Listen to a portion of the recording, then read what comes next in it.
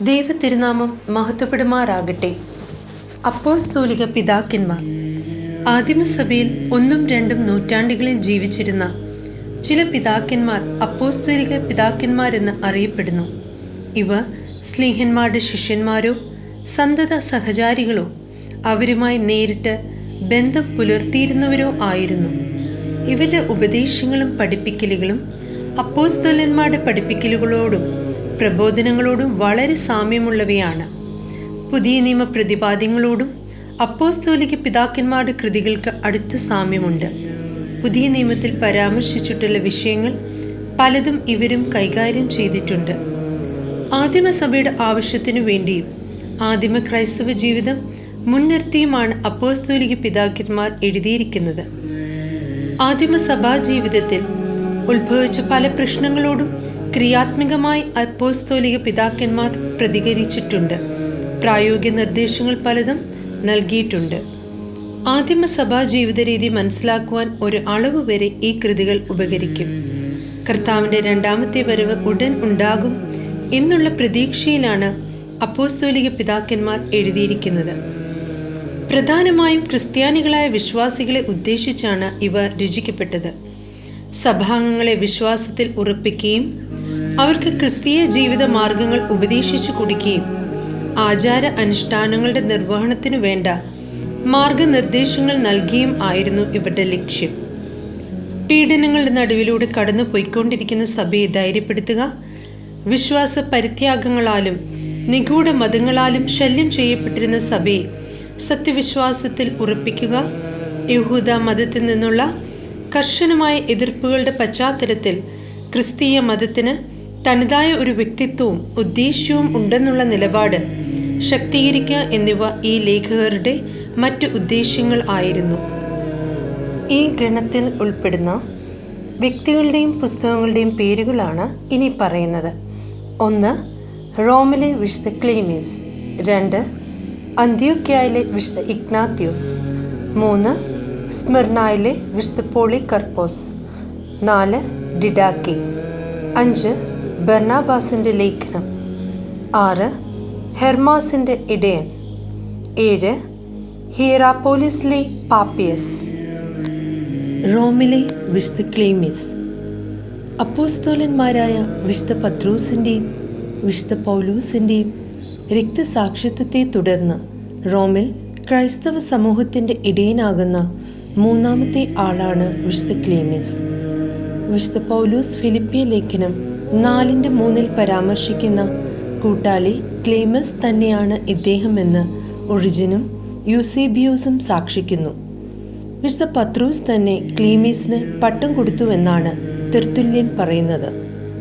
ഒരു ക്രൈസ്തവൻ ആകുന്നതിനു മുമ്പ് ക്ലീമീസ് ഒരു അടിമയായിരുന്നു എന്ന് പറയുന്നു. റോമിലെ സഭാ നേതൃത്വം ഏറ്റെടുത്തു കഴിഞ്ഞപ്പോൾ സ്വന്തം ഇടവകയെക്കുറിച്ച് മാത്രമല്ല അദ്ദേഹത്തിന് ശ്രദ്ധയുണ്ടായിരുന്നത്. എല്ലാ ഇടവകളിലും സമാധാനവും വിശ്വാസസ്ഥിരതയും പുലരുവാൻ തന്നാലാവുന്ന എല്ലാ ഒത്താശകളും ചെയ്യുമായിരുന്നു. ഇപ്രകാരമുള്ള കരുതലിൻ്റെ ഒരു ഉദാഹരണമാണ് കോരിന്ത്യയിലെ സഭയ്ക്ക് അദ്ദേഹം എഴുതുന്ന ലേഖനം.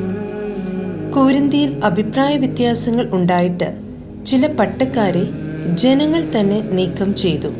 ഈ സാഹചര്യത്തിൽ വിരുദ്ധതകൾക്ക് കാരണമായവർ സ്വയം പിന്മാറണമെന്നും ദൈവിക ശുശ്രൂഷകർ മുകളിൽ നിന്ന് നിയമിക്കപ്പെട്ടവരാകിയാൽ അവരെ മാനിക്കുവാൻ പഠിക്കണമെന്നും ഉദ്ബോധിപ്പിച്ച് എഴുതുന്ന ലേഖനമാണ് വിശുദ്ധ ക്ലീമീസിൻ്റെ 1-ാം ലേഖനം.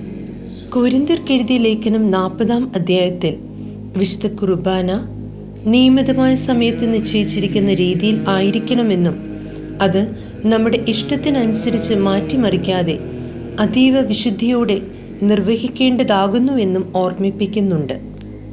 ഇദ്ദേഹത്തിൻ്റെ ലേഖനം 4-ാം നൂറ്റാണ്ട് വരെയെങ്കിലും പള്ളികളിൽ വായിക്കാറുണ്ടായിരുന്നു. വിശുദ്ധ ക്ലീമീസിൻ്റെ ജീവിത അവസാനത്തെ സംബന്ധിച്ച് ഒരു ഐതിഹ്യമുണ്ട്. അദ്ദേഹത്തെ ട്രേജൻ ചക്രവർത്തി ക്രിമിയയിലേക്ക് നാടുകടത്തി. അവിടെ ഖനികളിൽ കഷ്ടപ്പെട്ട് ജോലിയെടുക്കുവാൻ അദ്ദേഹം തൻ്റെ ദൈവാശ്രയം കൊണ്ട് സഹപ്രവർത്തകർക്ക് പലപ്പോഴും ആശ്വാസമായി തീർന്നു. ഒരിക്കൽ കുടിവെള്ളം ലഭിക്കാത്ത സാഹചര്യത്തിൽ ക്ലീമീസിന്റെ പ്രാർത്ഥനയാൽ അത്ഭുതകരമായി ജലം ലഭിച്ചു. അങ്ങനെ തന്റെ വാക്കുകൊണ്ടും പ്രവൃത്തി കൊണ്ടും അനേകം ആളുകളെ മാനസാന്തരപ്പെടുത്തി ക്രിസ്ത്യാനികളാക്കുകയും ചെയ്തു. ഇതറിഞ്ഞ റോമാ ഭരണാധികാരി അദ്ദേഹത്തെ പിടിച്ച് ഒരു നങ്കൂരത്തോട് ചേർത്ത് കെട്ടി കടലിൽ താഴ്ത്തി. പാരമ്പര്യത്തിന്റെ ഭാഗമായി പറയുന്നത്, വർഷത്തിലൊരിക്കൽ കടലിൽ അദ്ദേഹത്തെ താഴ്ത്തിയ ഭാഗത്ത് വേലിയിറക്ക സമയത്ത് അദ്ദേഹത്തിന്റെ ഖബർ മാലാഖമാർ നിർമ്മിച്ചത് കാണാൻ ആകും എന്നാണ്. അന്ത്യോക്യയിലെ വിശുദ്ധ ഇഗ്നാത്യൂസ്. നമ്മുടെ കർത്താവ് തൻ്റെ ശിഷ്യന്മാരെ വിനയത്തിൻ്റെ മാതൃക പഠിപ്പിക്കുവാനായി ഒരു ശിശുവിനെ വിളിച്ച് അരികെ നിർത്തി. നിങ്ങൾ ശിശുക്കളെപ്പോലെ ആയി വരുന്നില്ല എങ്കിൽ സ്വർഗരാജ്യത്തിൽ കടക്കുകയില്ല എന്ന് പറഞ്ഞു. കർത്താവ് അരികെ വിളിച്ചു നിർത്തിയ ഈ ശിശു വിശുദ്ധ ഇഗ്നാത്യൂസ് ആയിരുന്നു എന്നാണ് പാരമ്പര്യം. ഇദ്ദേഹം അന്ത്യോക്യയിലെ മൂന്നാമത്തെ ബിഷപ്പായി തീർന്നു. അന്ത്യോക്യയിലും സമീപ പ്രദേശത്തും ഉണ്ടായിരുന്ന ക്രിസ്തീയ സഭകൾക്ക് ധീരമായ നേതൃത്വം നൽകിയ ആളാണ് വിശുദ്ധ ഇഗ്നാത്യൂസ്. അദ്ദേഹം ബാല്യകാലത്ത് ഒരു അടിമ ആയിരുന്നുവെന്നും പിൽക്കാലത്ത് വിശുദ്ധ യോഹന്നാൻ ശ്ലീഹായുടെ ശിഷ്യനായി തീർന്നുവെന്നും വിശ്വസിക്കപ്പെടുന്നു. ശ്ലീഹന്മാർ തലവന്മാരായ പത്രോസുമായും പൗലോസുമായും അടുത്ത് ഇടപഴകുവാനും ഇഗ്നാത്യൂസിന് അവസരമുണ്ടായി. അക്കാരണങ്ങൾ കൊണ്ട് തന്നെ അദ്ദേഹം അപ്പോസ്തോലിക പിതാക്കന്മാരുടെ ഗണത്തിൽ എണ്ണപ്പെട്ടിരിക്കുന്നു. സുറിയാനി പാരമ്പര്യത്തിൽ ഇദ്ദേഹം ഇഗ്നാത്യൂസ് നൂറോനോ അഥവാ തീക്കെടുത്ത മാർ ഇഗ്നാത്യൂസ് എന്നും അറിയപ്പെടുന്നു. വിശുദ്ധ ഇഗ്നാത്യൂസിന്റെ 7 ലേഖനങ്ങൾ ക്രൈസ്തവ പാരമ്പര്യത്തിന് അദ്ദേഹം നൽകിയ വലിയ സംഭാവനകളാണ്. അവയിലെ ചില പ്രധാനപ്പെട്ട പരാമർശങ്ങൾ പ്രത്യേകം ശ്രദ്ധേയമാണ്. 1. ക്രിസ്തുവിനെ ദൈവമെന്ന് വ്യക്തമായി പറയുന്നു. 2. സഭയുടെ പൗരോഹിത്യ ഗണത്തിന് 3 വിഭാഗങ്ങൾ എപ്പിസ്കോപ്പ, കശീഷ, ഷമ്മാശൻ ഉണ്ടായിരിക്കണം എന്ന് പറയുന്നു. 3. സഭയുടെ ഐക്യം മെത്രാപ്പോലിത്തായിൽ പ്രകാശിപ്പിക്കണം. മെത്രാപ്പോലിത്ത യേശുക്രിസ്തുവിന്റെ പ്രതീകം ആണ്. ക്രൈസ്തവ സഭ പീഡിപ്പിക്കപ്പെട്ടപ്പോഴൊക്കെ സഭയിലെ ഇടയന്മാരായിരുന്നുവല്ലോ ആദ്യ ബലിയാടുകൾ. ഇഗ്നാത്യൂസും ബന്ധനസ്ഥനായി അന്ത്യോക്യയിൽ നിന്ന് റോമിലേക്ക് കൊണ്ടുപോകപ്പെട്ടു. ട്രേജൻ ചക്രവർത്തിയുടെ ക്രൈസ്തവ മതപീഡനങ്ങളുടെ പശ്ചാത്തലത്തിൽ നടന്ന ആ യാത്ര അവിസ്മരണീയമാണ്. പട്ടാളക്കാരുടെ അകമ്പടിയോടെ റോമിലേക്ക് ക്രൈസ്തവരായ തടവുകാരുടെ ദീർഘമായ യാത്ര റോമാ സാമ്രാജ്യത്തിലെ നിത്യസംഭവമായിരുന്നു. ഇഗ്നാത്യൂസ് തൻ്റെ യാത്രയെ മഹത്തരമായ രക്തസാക്ഷിത്വം എന്ന ചിരകാല സ്വപ്നം യാഥാർത്ഥീകരിക്കുവാനുള്ള ജൈത്ര യാത്രയായിട്ടാണ് കണ്ടത്. യാത്ര ഫിലാഡൽഫിയ, സർദീസ്, സ്മിർണ മുതലായ സ്ഥലങ്ങളിൽ കൂടിയായിരുന്നു. അവിടെയെല്ലാം വെച്ച് സഭാംഗങ്ങളെ കാണുകയും പല സഭകൾക്കും ലേഖനങ്ങൾ കൊടുത്തുവിടുകയും ചെയ്തു. ഈ കത്തുകളിൽ ഏറ്റവും ശ്രദ്ധേയം റോമിലേക്ക് എഴുതിയ കത്താണ്. താൻ റോമിലേക്ക് ചെല്ലുന്നു എന്ന് റോമിലെ സഭ അറിയുമ്പോൾ തന്നെ വിടുവിക്കാൻ അവർ ശ്രമിച്ചേക്കും എന്ന് വിചാരിച്ച് തന്നെ രക്തസാക്ഷിത്വത്തിന് അനുവദിക്കണം എന്നെഴുതി. അദ്ദേഹം അതിൽ അവരോട് പറഞ്ഞു, ഞാൻ ദൈവത്തിൻ്റെ ഗോതമ്പാണ്. മൃഗങ്ങളുടെ പല്ലുകളാൽ ഞാൻ ഞെരിച്ചു പൊടിക്കപ്പെട്ട് ക്രിസ്തുവിൻ്റെ കുർബാന അപ്പമായി ഞാൻ മാറട്ടെ. സ്മിർനായിൽ തന്നെ ശുശ്രൂഷിച്ച പോളികാർപ്പസിനും അദ്ദേഹം കത്തെഴുതി.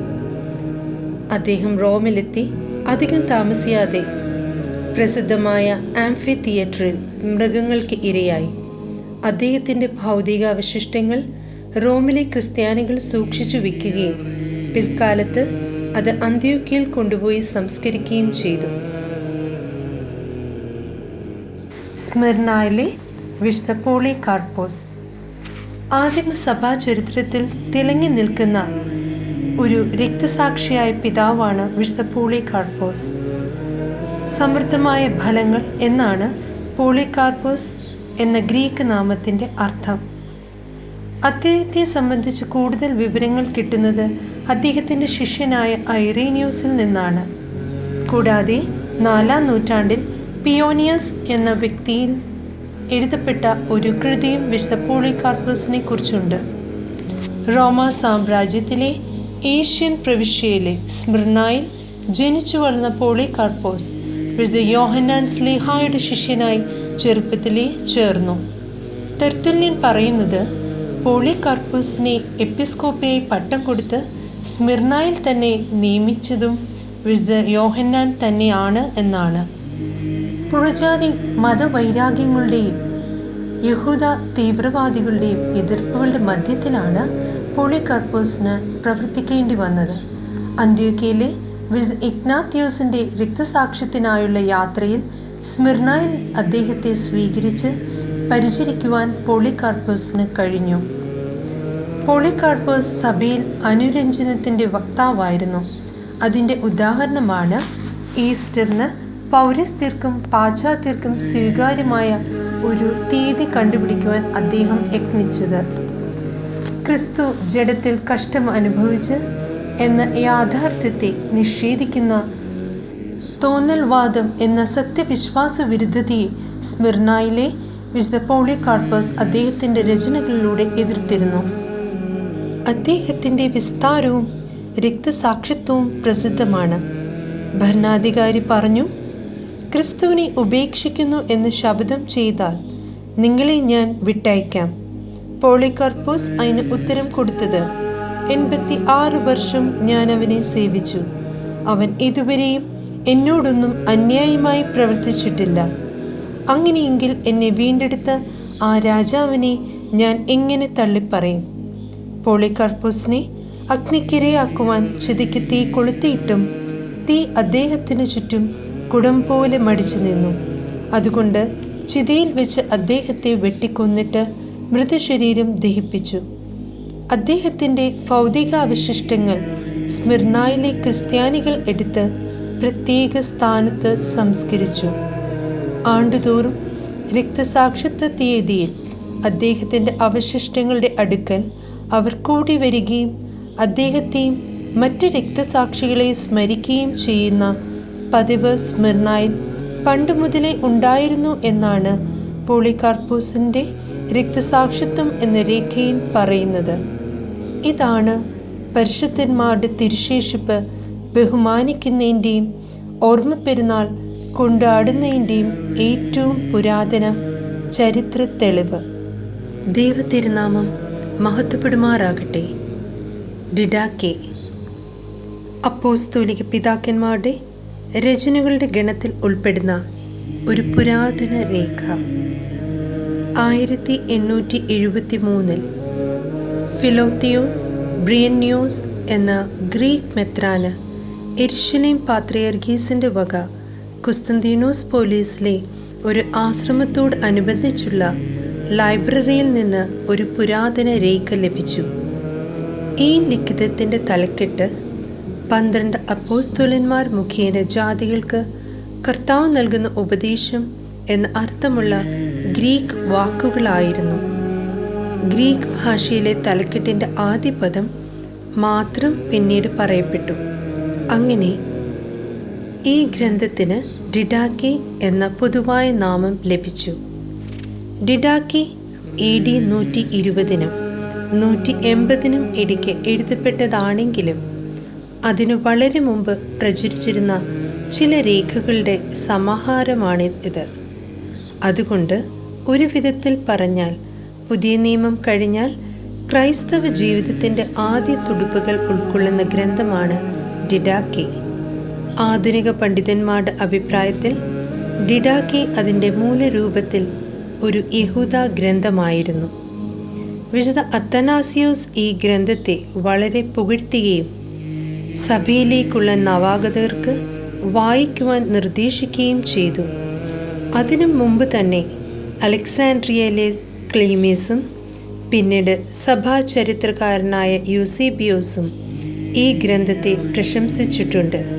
എങ്കിലും ഇതിൻ്റെ ഗ്രന്ഥകർത്താവിനെ പറ്റി ഒരു അറിവുമില്ല. ഡിഡാക്കെയിലെ പ്രധാന പ്രതിപാദ്യ വിഷയങ്ങൾ. 16 അധ്യായങ്ങളുള്ള ഈ ഗ്രന്ഥത്തെ 2 ഭാഗങ്ങളായാണ് തിരിച്ചിരിക്കുന്നത്. 1 മുതൽ 6 വരെയുള്ള അധ്യായങ്ങൾ ഒന്നാം ഭാഗവും 7 മുതൽ 16 വരെയുള്ള അധ്യായങ്ങൾ രണ്ടാം ഭാഗവുമായാണ് തിരിച്ചിരിക്കുന്നത്. ആദ്യ ഭാഗം ജീവന്റെയും മരണത്തിന്റെയും പാതയെക്കുറിച്ച് പരാമർശിക്കുകയും ക്രിസ്തീയ ജീവിതം ഇവ രണ്ടും തമ്മിലുള്ള തെരഞ്ഞെടുപ്പാണെന്ന് കാണിക്കുകയും ചെയ്യുന്നു. പുരുജാതിത്വത്തിലും അന്ധകാരത്തിലും ഇരിക്കാതെ ജീവന്റെ വഴി സ്വീകരിക്കുവാനുള്ള ഒരു ആഹ്വാനം ഈ ഭാഗത്ത് ഉടനീളമുണ്ട്. രണ്ടാം ഭാഗം പ്രായോഗിക ക്രൈസ്തവ ജീവിതത്തിനുള്ള നിർദ്ദേശങ്ങളാണ്. മാമോദിസ, കുർബാന, ഉപവാസം, സഭാഭരണം തുടങ്ങിയ കാര്യങ്ങൾ നിർവഹിക്കേണ്ടത് എങ്ങനെയെന്ന് ഇവിടെ പരാമർശിച്ചിരിക്കുന്നു. 7-ാം അധ്യായത്തിൽ മാമോദിസ മുക്കേണ്ടത് എങ്ങനെയാണെന്നും 8-ാം അധ്യായത്തിൽ കപടഭക്തിക്കാരുടേതുപോലെ നിങ്ങളുടെ ഉപവാസം തിങ്കളും വ്യാഴവും ആകരുത്, നിങ്ങളോ ബുധനും വെള്ളിയും ഉപവസിക്കുക എന്നും 9-ഉം 10-ഉം അധ്യായത്തിൽ വിശുദ്ധ കുർബാനയെക്കുറിച്ചും 11 മുതൽ 13 വരെയുള്ള അധ്യായങ്ങളിൽ അപ്പോസ്തോലന്മാരെക്കുറിച്ചും പ്രവാചകന്മാരെക്കുറിച്ചും 14-ാം അധ്യായത്തിൽ നിങ്ങൾ കർത്തൃദിനത്തിൽ കൂടി വരുമ്പോൾ വിശുദ്ധ കുർബാന അനുഷ്ഠിക്കുക, നിങ്ങളുടെ ബലി വിശുദ്ധമാകേണ്ടതിന് ആദ്യം തെറ്റിൽ ഏറ്റുപറയുക, തമ്മിൽ വഴക്കുള്ളവർ അത് പരിഹരിക്കാതെ അതിൽ സംബന്ധിക്കരുത് എന്നും 15-ാം അധ്യായത്തിൽ ശുശ്രൂഷക്കാരെക്കുറിച്ചും 16-ാം അധ്യായത്തിൽ അന്ത്യകാലത്തെക്കുറിച്ചും പറയുന്നു. കർത്തൃപ്രാർത്ഥന ദിവസം 3 തവണ ചൊല്ലണമെന്നും ഡിഡാക്കെ ഉപദേശിക്കുന്നു. പൗരോഹിത്യ സ്ഥാനങ്ങൾ, കൂദാശകളുടെ അനുഷ്ഠാനം തുടങ്ങിയ കാര്യങ്ങളെക്കുറിച്ച് ആദിമസഭയുടെ പഠിപ്പിക്കൽ എന്താണെന്ന് ശരിയായി മനസ്സിലാക്കുവാൻ പറ്റിയ ഒരു ഗ്രന്ഥമായി ആണ് ഡിഡാക്കെ ഗണിക്കപ്പെട്ടിരിക്കുന്നത്. ബർണബാസിന്റെ ലേഖനം ആദിമ ക്രൈസ്തവ സമൂഹത്തിന് നേരിടേണ്ടി വന്ന ഒരു പ്രധാന പ്രശ്നം യഹൂദ വിശ്വാസ ആചാരങ്ങളുമായി എങ്ങനെ പൊരുത്തപ്പെടണം എന്നുള്ളതായിരുന്നു. യഹൂദ മതത്തിലെ എല്ലാ പ്രതീക്ഷകളുടെയും പൂർത്തീകരണവും ലോകത്തിന് മുഴുവൻ ഒരു പുതുജീവന്റെ വാഗ്ദാനവുമാണ് ക്രിസ്തുവെന്ന് സ്ഥാപിക്കുന്ന ആദിമ വേദശാസ്ത്ര കൃതിയാണ് ബർണബാസിന്റെ ലേഖനം. 1-ാം നൂറ്റാണ്ടിന്റെ അവസാനത്തിൽ എഴുതപ്പെട്ടതാണെന്ന് വിശ്വസിക്കപ്പെടുന്ന ഈ കൃതിയുടെ ഗ്രന്ഥകാരൻ ഏത് ബർണബാസ് ആണെന്ന് തീർച്ചപ്പെടുത്തുവാൻ വിഷമമാണ്. അലക്സാൻഡ്രിയയിലെ ക്ലീമിസും ജെറോമും പറയുന്നത് വിശുദ്ധ പൗലോസിന്റെ കൂട്ടുവേലക്കാരനായിരുന്ന ബർണബാസ് തന്നെയാണ് ഇതിന്റെ ഗ്രന്ഥകർത്താവ് എന്നാണ്. എങ്കിലും അതിനോട് യോജിക്കാത്തവരും ഉണ്ട്. ഈ കൃതിക്ക് പ്രധാനമായും 2 ഭാഗങ്ങൾ ഉണ്ട്. 1 വേദശാസ്ത്രപരം, 2 സന്മാർഗികം. ഇതിൽ ആദ്യ ഭാഗത്ത് പഴയ നിയമത്തിന് ക്രൈസ്തവ വേദശാസ്ത്രപരമായ ഒരു വ്യാഖ്യാനം കൊടുത്തിരിക്കുന്നു. ക്രിസ്തുവിനെ കുറിച്ച് എത്രമാത്രം പഴയ നിയമ സൂചനകൾ ഉണ്ടെന്ന് ഇവിടെ ചർച്ച ചെയ്തിരിക്കുന്നു. ക്രിസ്തു അനാദിയായിട്ടുള്ളവനാണെന്നും അവനിൽ പുതുയുഗം ആരംഭിച്ചിരിക്കുന്നുവെന്നും ഈ ഭാഗത്ത് ഊന്നിപ്പറയുന്നു. സന്മാർഗിക കാര്യങ്ങൾ പറയുന്നിടത്ത് 2 പാതകളെക്കുറിച്ച് പ്രതിപാദിക്കുന്നു. ജീവന്റെ വഴിയെന്നും മരണത്തിന്റെ വഴിയെന്നും ഡിഡാക്കെ പറയുമ്പോൾ പ്രകാശപാതയെന്നും അന്ധകാരപാതയെന്നും ബർണബാസ് നാമകരണം ചെയ്യുന്നു. ഹെർമാസിന്റെ ഇടയൻ. റോമിൽ വെച്ച് ഹെർമാസ് എന്ന പേരായ ഒരാൾക്കുണ്ടായ ദർശനമാണ് ഈ കൃതിയുടെ ഉള്ളടക്കം. ഈ ഹെർമാസ് സ്വയം പരിചയപ്പെടുത്തുന്നത് റോമിലെ ബിഷപ്പായ പിയൂസിന്റെ സഹോദരൻ ആയിട്ടാണ്. രൂപകഥാർത്ഥ ശൈലിക്ക് മുൻതൂക്കം കൊടുക്കുന്ന ഈ കൃതി ഒരു വിധത്തിൽ പറഞ്ഞാൽ ക്രൈസ്തവ സാഹിത്യ ശാഖയുടെ ഒരു ആദ്യ ഫലമാണ്. ഇടയൻ എന്ന തലക്കെട്ട് ഇതിന് എത്രമാത്രം യോജിച്ചതാണെന്ന് സംശയിക്കാമെങ്കിലും ഈ കൃതിയിൽ തന്നെ ഒരു ഇടയൻ പ്രതിപാദിക്കപ്പെടുന്നുണ്ട്. ഭാവനയിൽ കോർത്തെടുത്ത ഒരു സന്മാർഗ മാലിന്യം ആണ് ഈ കൃതി എന്ന് ചുരുക്കത്തിൽ പറയാം. സന്മാർഗ ജീവിതത്തിന്റെ അടിസ്ഥാനം അനുതാപമാണെന്നും അനുതാപത്തിന്റെ അളവിനും ആഴത്തിനും ഓരോ തരക്കാരായവർക്ക് തമ്മിൽ വ്യത്യാസം ഉണ്ടെന്നും ഇതിൽ വ്യക്തമാക്കുന്നു.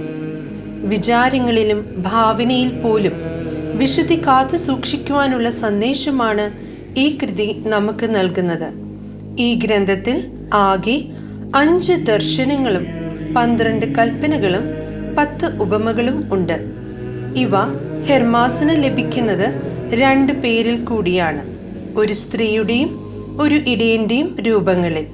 സഭയുടെ ശ്രേഷ്ഠമായ സ്ഥാനവും അനുതാപത്തിനും പാപമോചനത്തിനും ഉള്ള എക്കാല പ്രസക്തിയും ആണ് ഈ കൃതിയുടെ പ്രധാന ഊന്നൽ. ആദിമസഭയിൽ ഈ ഗ്രന്ഥം പള്ളികളിൽ വായിക്കാറുണ്ടായിരുന്നുവെന്ന് യൂസേബിയൂസ് സാക്ഷിക്കുന്നു. സഭാ നേതാക്കളായിരുന്ന ഐറീനിയോസും അലക്സാൻഡ്രിയയിലെ ക്ലീമീസും ഒറിജനും ഒക്കെ ഇതിൽ നിന്ന് ഉദ്ധരിച്ചിട്ടുണ്ട്. ഹീറാപോലിസിലെ പാപ്പിയാസ് റോമാ സാമ്രാജ്യത്തിലെ ഏഷ്യയിൽ കൊലോസിക്കടുത്തുള്ള ഒരു പട്ടണമായിരുന്നു ഹീറാപോലിസ്. അവിടുത്തെ മെത്രാനായിരുന്നു പാപ്പിയാസ്. വിശുദ്ധ യോഹന്നാൻ സ്ലീഹായുടെ ശിഷ്യനും വിശുദ്ധ പോളികാർപ്പോസിന്റെ ആത്മമിത്രവുമായിരുന്നു ഇദ്ദേഹം. അപ്പോസ്തലന്മാരിൽ നിന്ന് സഭയ്ക്ക് ലഭിച്ച അലിഖിത പാരമ്പര്യങ്ങളെ ശേഖരിച്ച് ഭാവിക്ക് പ്രയോജനപ്പെടുന്ന രീതിയിൽ ക്രോഡീകരിച്ചു എന്നതാണ് പാപ്പിയാസിന്റെ ഏറ്റവും വലിയ സംഭാവന. ഈ കാര്യങ്ങൾ കർത്താവിന്റെ ഉപദേശങ്ങളുടെ വ്യാഖ്യാനം എന്ന തലക്കെട്ടിൽ 5 ഗ്രന്ഥങ്ങളായി അറിയപ്പെട്ടിരുന്നു. ഇവ സഭാ ചരിത്രകാരനായ യൂസേബിയൂസിന്റെ കാലം വരെ ഉണ്ടായിരുന്നുവെങ്കിലും പിന്നീട് എങ്ങനെ നഷ്ടപ്പെട്ടു എന്നറിവില്ല.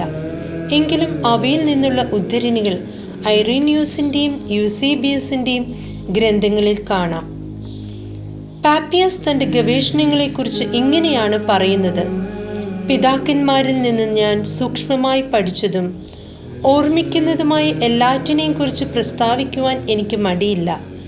പിതാക്കന്മാരുടെ ശിഷ്യനായ ഒരുവനെ ഞാൻ കണ്ടുമുട്ടിയപ്പോഴൊക്കെ ഞാൻ അവരോട് സൂക്ഷ്മമായി പിതാക്കന്മാർ എന്ത് ഉപദേശിച്ചുവെന്ന് ചോദിക്കുമായിരുന്നു.